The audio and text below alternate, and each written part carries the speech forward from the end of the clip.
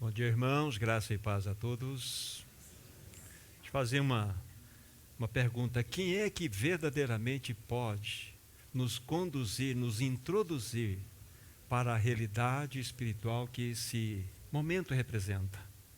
O Espírito Santo de Deus. Dependemos que esse amado Paráclito passeie em nós, entre nós, para que ele traga a realidade do real significado daquilo que já estamos experimentando. Ele é mais real do que esse ar que você está respirando agora. E o Espírito Santo vai jogar todo o holofote na pessoa gloriosa do nosso amado Senhor Jesus Cristo. Que Senhor é esse que nós temos, amados irmãos? Aqui nós, nessa manhã, não viemos mais para uma reunião dominical, costumeira. Não viemos para este objetivo aqui. Nós viemos ter um encontro. Nós viemos nos encontrar. Encontrar com aquele que é o glorioso Salvador da nossa vida. Por esse motivo aqui nós estamos. Irmãos, até enfatizo para vocês que este momento é um encontro do Senhor com o seu povo. Por que eu digo nessa ordem? É porque é Ele quem nos convidou para estarmos aqui. Eu já tenho dito em outras oportunidades, antes mesmo do primeiro adentrar esse ambiente, Ele já estava aqui, aguardando a cada um de nós, recebendo a cada um de nós. Eu até digo que Ele tem um aceleramento cardíaco proposital quando Ele vê o seu povo reunido. Ele nos ama tanto. E Ele deseja vivenciar esse momento. Então esta é uma reunião singular. Não é uma reunião corriqueira. Nós nos reunimos para estudar a palavra de Deus. Nos reunimos para estar juntos e ter comunhão. Nos reunimos para orar. Mas esta reunião é uma reunião especial. Por quê? Porque esta é aquela que é a mais importante reunião do povo de Deus. Olha a distribuição desta sala. O que nós temos no centro? Temos uma mesa que nos aponta para o nosso glorioso e amado Senhor. Ele é o centro dessa reunião. E nesse momento, todo holofote, toda a atenção deve ser voltados para Ele, para Cristo, para a sua obra perfeita. Então a mensagem deve gravitar em torno de Cristo. Os cânticos devem gravitar em torno de Cristo Jesus. As orações, as expressões devem tudo isto gravitar em torno da pessoa de Cristo Jesus.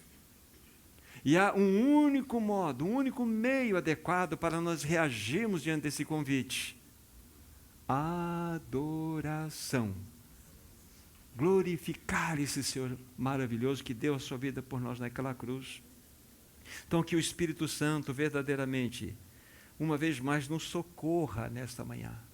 Que Ele abra os nossos olhos, que nós possamos ver um pouco mais da beleza daquele que é o amado da nossa alma. Vamos tomar uma porção das Escrituras Sagradas, Lucas capítulo 15. Lucas capítulo 15.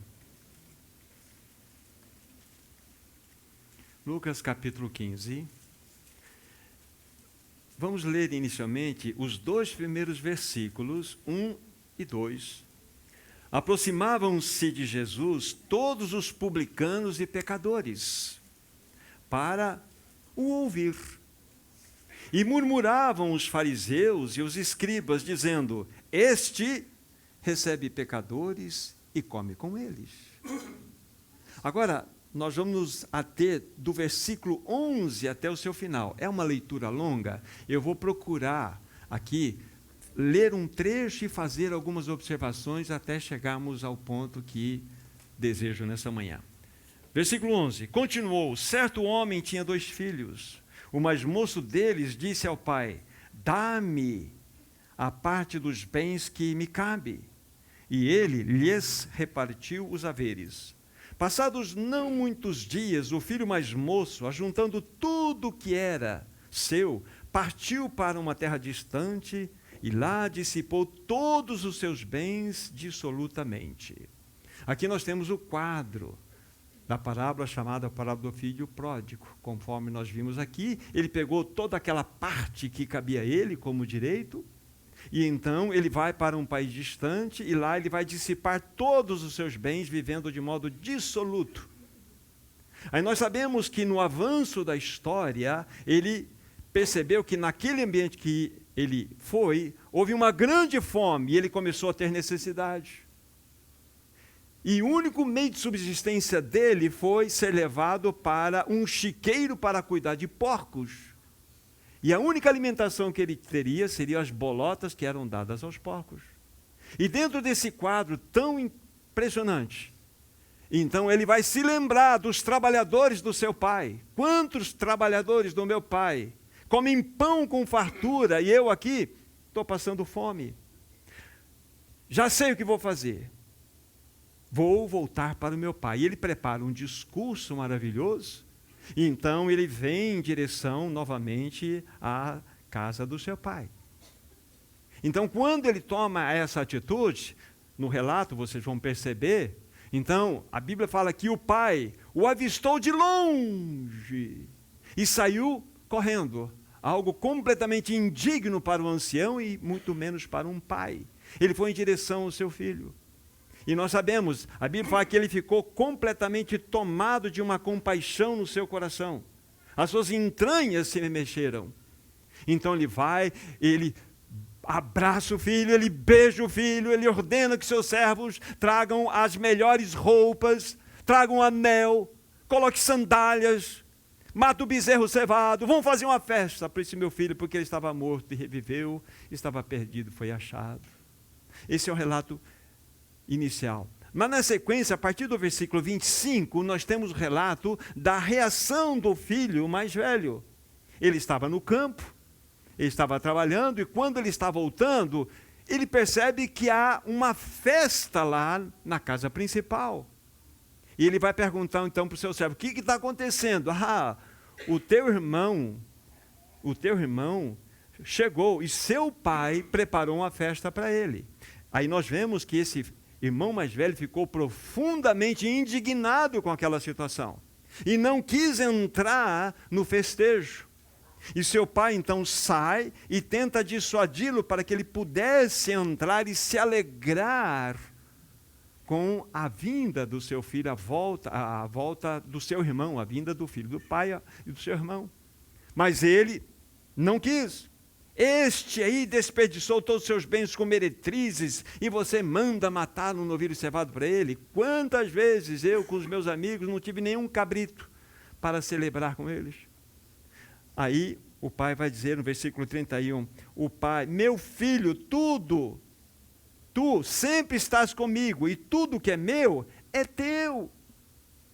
Era importante que nós nos alegrássemos, porque esse teu irmão estava morto e reviveu, estava perdido e foi achado. Então esse é o relato principal da parábola.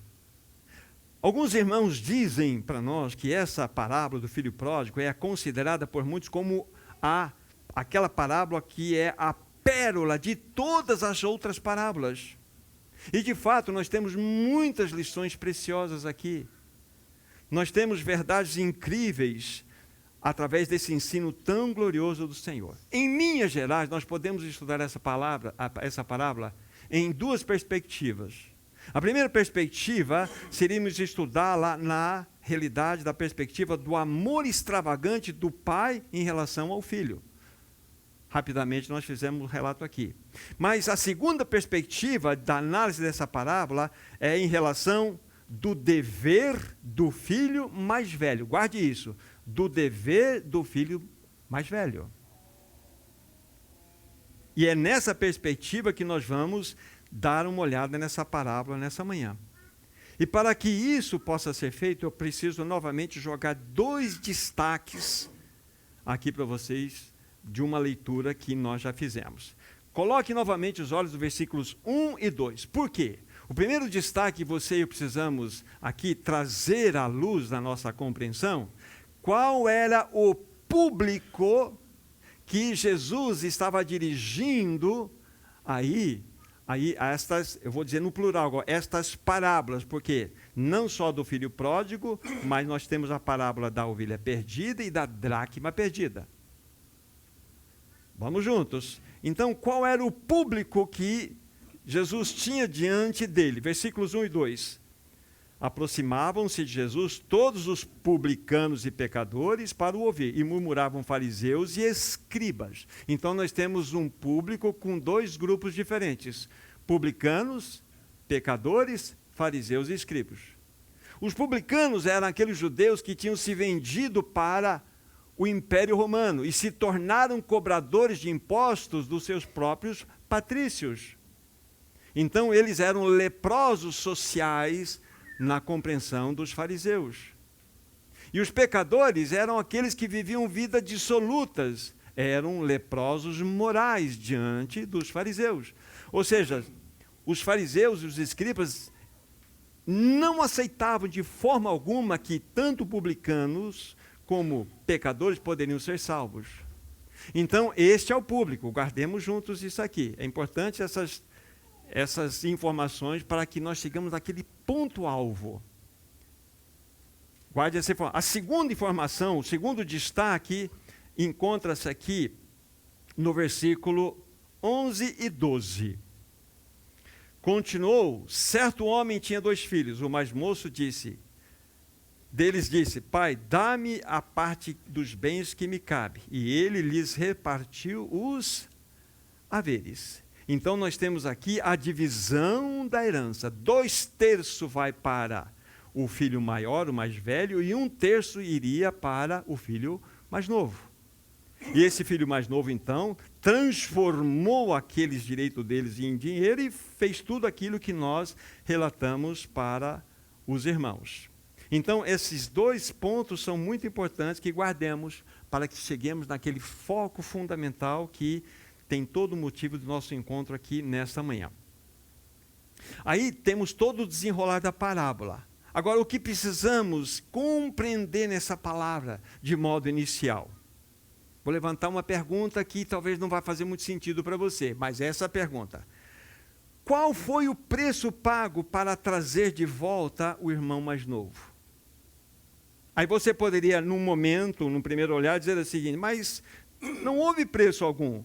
O pai abriu os braços, o beijou, colocou veste sobre ele, colocou anel no dedo, sandália nos pés, separou um bezerro cevado, fez uma grande festa para a recepção do filho. Tudo é graça, absolutamente graça. E sim, absolutamente graça para o irmão mais novo, o filho pródigo. Absolutamente graça, totalmente graça. Agora, pense comigo, o pai já havia feito o quê? Já havia dado a parte da herança para o filho menor. E ele fez o quê? Desperdiçou absolutamente tudo. Agora, tudo que está na administração do pai pertence a quem? Ao irmão mais velho. Ao irmão mais velho. Então, aquela vestimenta, aquele anel, aquela sandália, aquele bezerro, aquela festa, tudo, na realidade, era uma propriedade do irmão mais velho. Com certeza. O ponto importante para que nós guardemos nesse ponto de montagem de um pensamento para chegarmos ao clímax.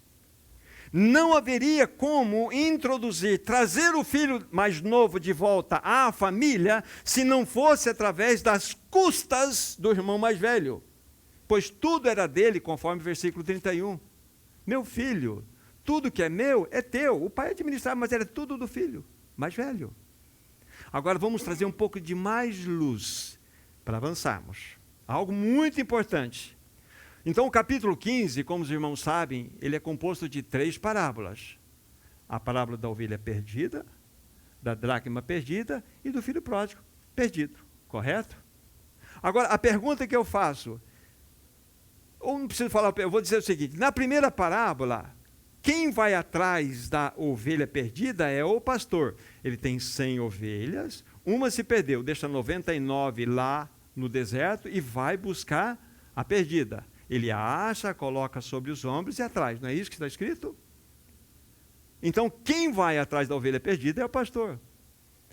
Aquela mulher que perdeu a dracma, ela tinha 10 dracmas, perdeu uma dentro da sua casa. Ela acende uma candeia e vai procurar, porque a dracma estava perdida, até encontrá-la e se regozijar, assim como aconteceu o regozijo quando aquela ovelha foi novamente achada e trazida para o redil. Agora, quando nós lemos a sequência da parábola, que termina, né, na parábola das dracmas perdidas, quando nós lemos a sequência, espera-se que alguém deveria ir atrás do filho pródigo que estava perdido. O filho pródigo estava perdido. E sabe quem deveria ir? O irmão mais velho. O irmão mais velho deveria ir buscar o filho pródigo. Dentro da cultura, o primogênito, dentro daquela cultura, o primogênito tinha privilégios e responsabilidades. Guarde bem isso. E uma das responsabilidades é que ele mantivesse a família unida. Ele deveria, a qualquer custo, trazer de volta um membro da família que estivesse se desviado, ou mesmo está, em realidade, de perdido.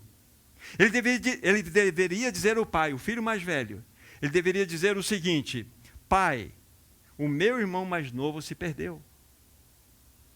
E eu irei resgatá-lo. E isso a qualquer custo. Esta é a minha responsabilidade. Em obediência a ti e por amor a ti, eu irei. Esse é o raciocínio. Lembre-se do público a quem Jesus se dirigia estas parábolas, em especial essa que nós estamos. De modo principal, vamos jogar o nosso farol no fariseu. Agora, Jesus não nos mostrou o irmão mais velho assim nesta parábola. O que ele nos mostrou? Que aquele irmão mais velho era o fariseu, que não buscava a salvação nem dos publicanos e nem dos pecadores. Não é nosso papel, deixo por conta de vocês. Busquem pesquisar qual era o conceito, qual era o pensamento que tantos fariseus e escribas tinham dos publicanos e pecadores. Eram completamente pessoas execráveis, inadmissíveis, perdidas, não havia possibilidade alguma de salvação. Esse era o pensamento. Mas nessa manhã, Simone, eu tenho uma boa notícia para você. Eu tenho uma ótima notícia para você, minha irmã. Você tem um irmão mais velho muito diferente. Cadê o Valdir? Você tem um irmão mais velho diferente, irmão. Diferente desse que está aqui. Esse irmão mais velho, ele é maravilhoso. Ele é gracioso. Ele é bondoso. O nosso irmão mais velho, ele veio do céu, amados irmãos, até a terra. O nosso irmão mais velho foi até o chiqueiro da nossa vida. Não para nos julgar. Não foi lá para nos desprezar. Não foi lá para nos julgar ou acusar. Ele foi para nos resgatar. O nosso irmão mais velho foi em busca de nós. Esse é o nosso irmão mais velho, José, que se importa conosco. Lá no Salmo 40, verso 2, diz assim: tirou-me de um tremedal, de um poço de lama, de um tremedal. Colocou meus pés sobre a rocha e firmou meus passos. É isso que ele faz. O nosso irmão mais velho nos levou até o Pai. Tudo isso às suas custas. Ele pagou altíssimo preço. Só sabe qual era a cena que deveria estar aqui nessa parábola? O pai contemplando a chegada do filho pródigo, do filho menor, com o filho mais velho.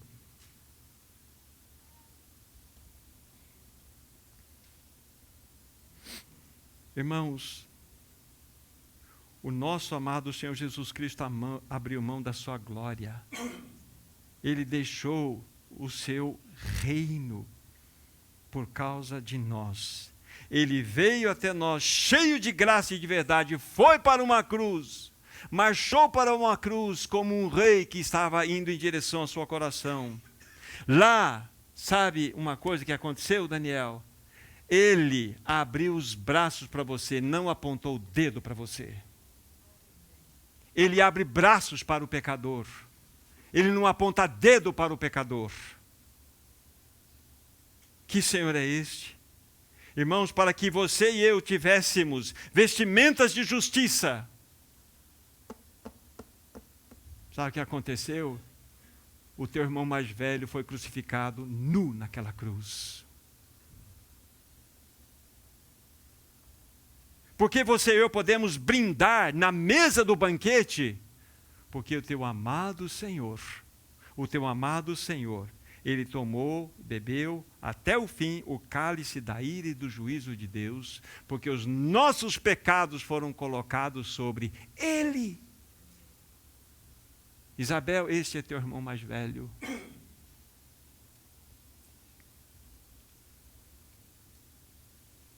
Que Senhor é esse? Sabe, João? Sabe que você pode chamar Deus de Pai? Porque nós não podíamos chamar Deus de Pai. Sabe por quê? Porque Ele perdeu o título de filho. Aí você pergunta, quando Ele perdeu o título de filho? Quando Ele estava pendurado no madeiro e disse assim, Deus meu, por que me desamparaste? Ali Ele perdeu a titulação de filho. Porque os seus pecados, os meus pecados estavam sobre Ele. Esse é teu irmão mais velho. Hoje você pode olhar para Deus e falar assim, papai, porque você tem um Senhor chamado Jesus Cristo, o irmão mais velho que deu a vida dele por você naquela cruz. Hoje nós podemos dizer sim, papai. Como é o nome do nosso irmão mais velho? Jesus. O que significa Jesus? Jeová Sus. Jeová, eu sou sua salvação. Eu sou a salvação. Quero dizer para você, meu irmão, minha irmã, que Ele é especialista em buscar gente no chiqueiro. Ele me achou no chiqueiro. Ou você acha que você foi achado de algum lugar melhor do que esse? Teu chiqueiro podia ter um pouquinho mais de perfume do que outro, mas era um chiqueiro. Ele nos achou. Então nós devemos ter esperança com os nossos filhos, com aqueles por quem nós temos orado. Não desistamos, porque você tem um irmão mais velho. E ele vai até o chiqueiro. Ele não julga, ele não acusa. Ele fez uma obra perfeita naquela cruz, irmãos. Esse é o teu irmão mais velho. Ele não desiste de nos amar. As marcas da cruz pela eternidade estarão sobre as suas santas mãos em sinal de amor por você e por mim. Deixa eu perguntar, você conhece um irmão mais velho, mais lindo que esse, Ricardo? Não tem. Esse é o nosso amado irmão, Jesus. Irmãos, foi inteiramente pelas custas do nosso irmão mais velho que nós fomos trazidos à presença de Deus Pai. Através da sua morte e ressurreição, fomos salvos, plenamente salvos. Então nós viemos aqui nesta manhã para celebrar esse momento, nos lembrar desse amado Senhor Jesus, o nosso irmão mais velho, que não pensou nele mesmo. Ele é amoroso, Ele é misericordioso, Ele é incomparável, Ele é totalmente desejável. E Ele nos convida para cearmos com Ele. Você conhece esse Senhor Jesus? Hoje é o dia aceitável. Senhor, eu quero te conhecer como esse irmão mais velho que foi as últimas consequências para dar a vida naquela cruz. Eu quero que nós possamos então olhar para essa mesa e vermos que esse amado Senhor foi as últimas consequências. Perdoe-me por insistir, Ele foi ao chiqueiro da minha vida, ao chiqueiro da sua vida, e lá Ele te resgatou. Ele não apontou o dedo para você, Ele abriu braços para você. Quem somos nós?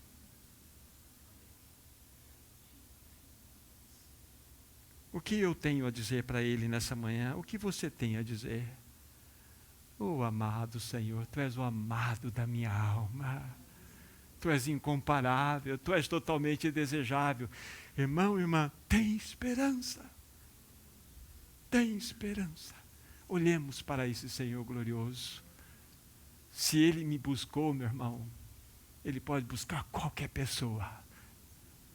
Qualquer um. Então, Ele nos chamou para celebrarmos juntos hoje aqui.